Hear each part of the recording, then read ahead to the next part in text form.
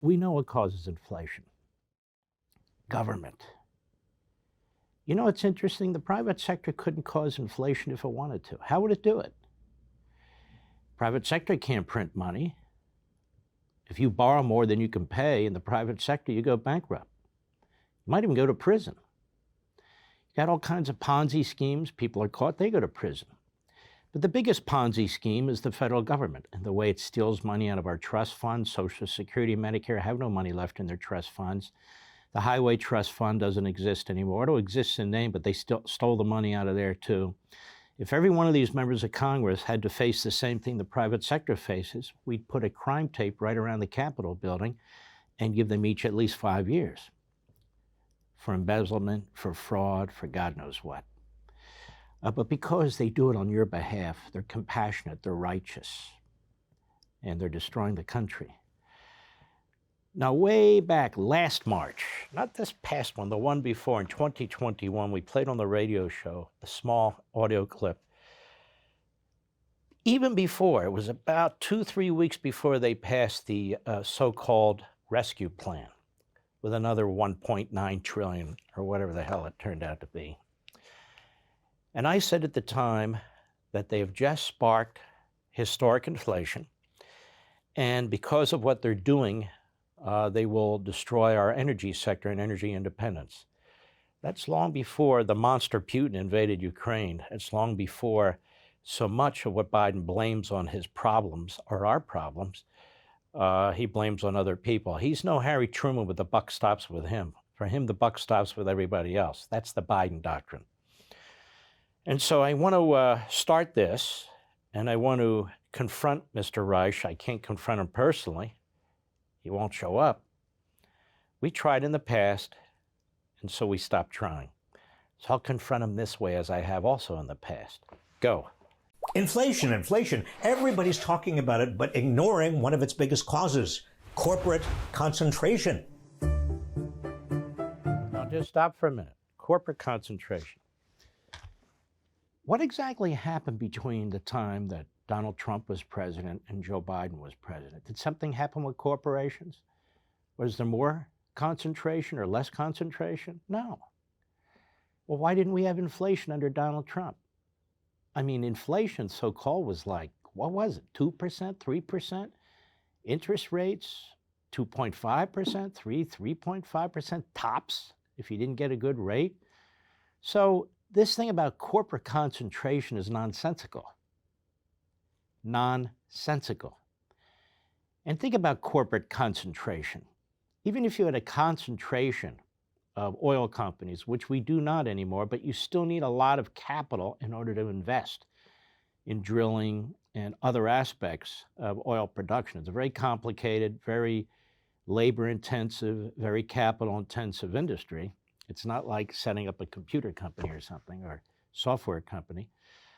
You need some concentration, because you can't have 10,000 little companies. It doesn't work that way, even though we do have our independence.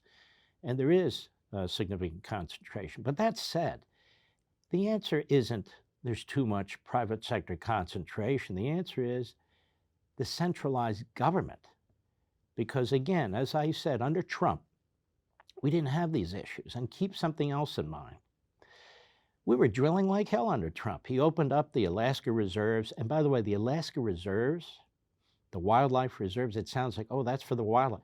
They set that up for drilling decades ago, half a century ago. They said all of the rest of Alaska is off limits to drilling. This one area, this reserve, you can drill. And now they've turned that into, no, that reserve, we got to protect that reserve.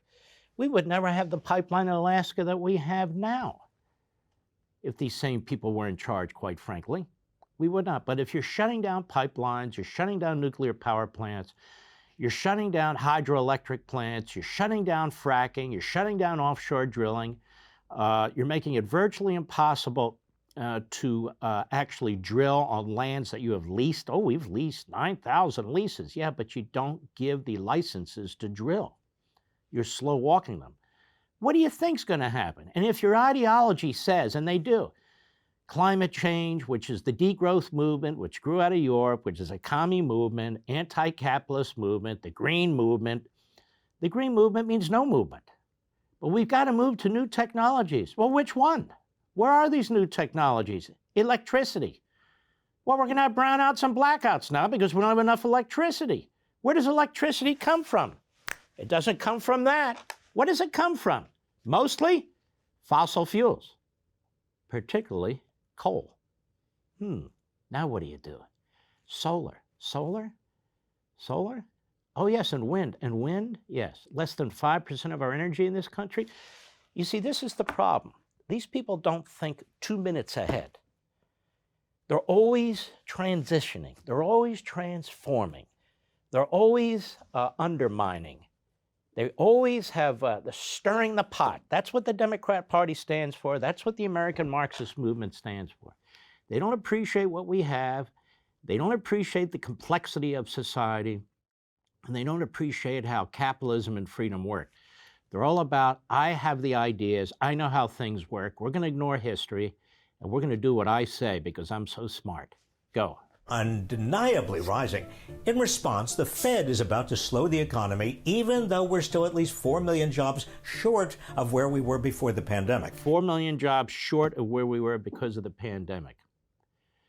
That's not why the Fed is going to, quote unquote, slow the economy. What the Fed is trying to do now, and they're late, they had their foot on the gas pedal even while the drunken Marxists in Congress, AKA the Democrats and Biden, were spending and spending and spending. This is so predictable. Even some Democrat economists, Lawrence Summers and others, Diamond, who runs JP Morgan, another Democrat, they've all said it's inflation and we're definitely headed for a recession. It's not even about jobs anymore. It's about can you survive on the income you have? Many people are on pensions and Social Security. And here's the problem. When you do this to the currency, when you weaken the currency by effectively printing so much money, trillions, borrowing so much money, spending so much money by the federal government, you squeeze out the private sector, number one. Number two, it takes more dollars to buy the same thing as before. Number three, it takes more dollars to produce the same thing as before. Prices go up, the value of the dollar goes down. Prices go up, the value of the dollar goes down. And when you choke off the fuel that drives the engine of this economy, fossil fuels, for some imagined technology that's there tomorrow, it may be there one day, it's not there today, it's not there tomorrow, and you create shortages, and that's what's coming. Shortages. Hello, shortages of gasoline and oil. That's what's coming, not just high prices. What the hell do you think's going to happen to the economy?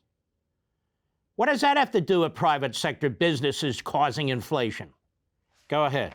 And millions of American workers won't get the raises they deserve. Republicans haven't wasted any time hammering Biden and Democratic lawmakers about inflation. Skyrocketing inflation. Inflation. But don't fall for their fear-mongering. Fear-mongering? Are people fear-mongering about inflation? I'll tell you something interesting. You know, we have a home in Florida. You can see this is the studio there in Florida. That's where I am. I was here a month ago. The price of regular gallon was $4.19. The same gas station, 3.5 weeks later, is $4.75. In 3.5 weeks, it went up almost 60 cents. Now, if you're on a fixed income, if you're earning minimum wage, or you're in the middle class, or you have 3, 4, 5 kids, and you have all these other expensive burdens, the price of food shooting up, the price of clothing shooting up. I mean, how do you make ends meet? This isn't some theory. This isn't some game. This isn't some opportunity to attack the private sector. The private sector didn't do this. Oil companies try to produce oil. Who do you think's applying for permits and leases? That is, leases to drill.